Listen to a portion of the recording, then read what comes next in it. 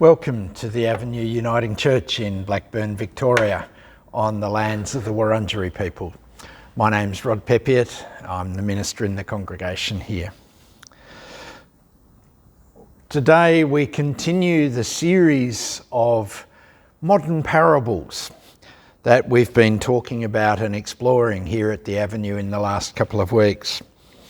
Remembering that Jesus told parables to help people imagine what the way of God, the holy way, might be like among them.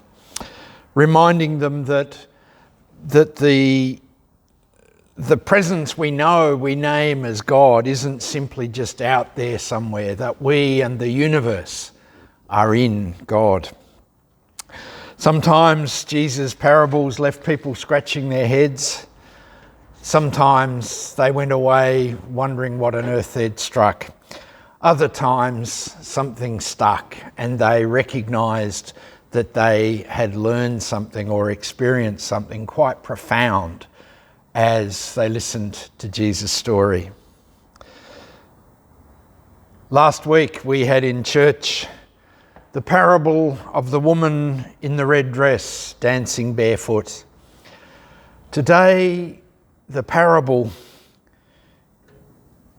is of the table, or as Jesus might have said it, for the way of God is if a table sits in the middle of the room and all who come to it find a place of welcome. In the story, the parable I want to tell, the table sat in the dining room, the kitchen dining room, the busiest room in a busy, crowded home. It was the first thing that people would see as they walked in the back door. No one ever used the front door. That house had a lounge room, but most of the time people sat around the kitchen table or stood around in the kitchen. At that table, the parents and children gathered each day for the evening meal. Despite not being wealthy, there was always good food and plenty of it. And the family gave thanks, or at least listened to their dad say thanks, say grace. At other times, family and visitors would sit around the table with a cup of tea or a cup of coffee, Maxwell House, and they'd chat. As the children of the family grew older, other people would squeeze around the table as well. Sometimes friends, sometimes extended family, like the nephew who lived in a university college and wanted some decent food instead of having to endure the college's sausage night. Or the girlfriend of one of the children who asked in a semi-pathetic voice, "Will you feed me, please?" knowing the answer would always be yes. Speaking of girlfriends, it was at that table that new girlfriends underwent the ordeal of meeting the family at Sunday night dinner. It might be the dad's spaghetti made by the boiler full, or it might be the mum's egg and bacon pie, and who knew how many eggs went into that. At that table, the veteran girlfriend was heard telling a newbie, "They don't get better, you just get used to them." If you left that table hungry, it was your own silly fault. At that table, space was limited and there was no room for elbows out wide as they wielded their cutlery. Sometimes the bigger ones would help the little ones cut up their food. Everyone had a place. Not always a lot of space, but always a place. In later years, that table lost just a little of itself as the people who ate around it moved away. Although the tea and the coffee and the rock cakes were always still there when they came home. At that table, my family's table, I learned about hospitality.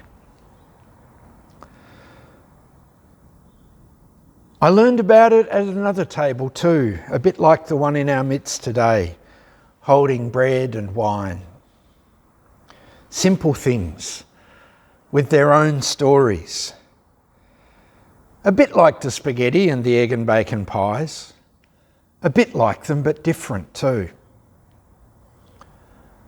I learned that the bread and wine told a story of Jesus and his friends so long ago, and gradually I found my way into that story.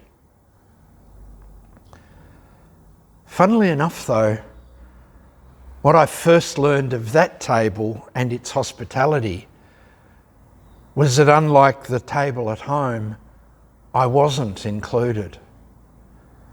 I had to watch from my seat as the adults went forward and received, until suddenly, when I was confirmed at 16, I was allowed to join in, almost as if I'd passed some kind of entry test. Perhaps I had.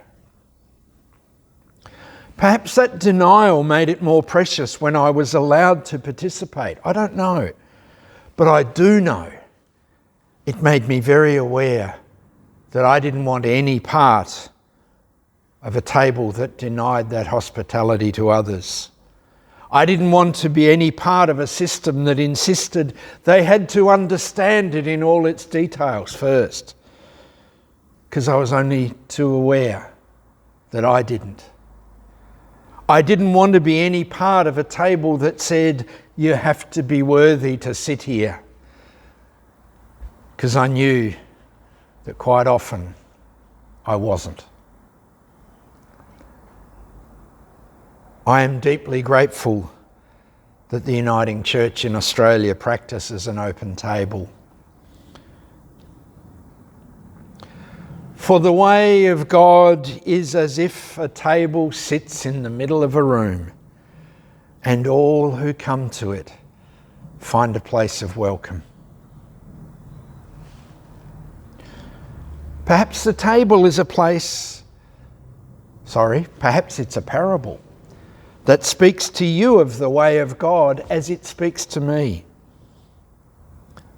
Maybe take a few minutes now to sit with that image and maybe think about the tables of your experience and see if it's true for you as well.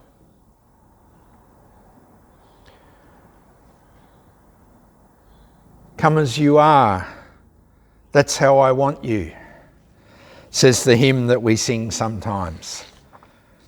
Perhaps we should sing it every time.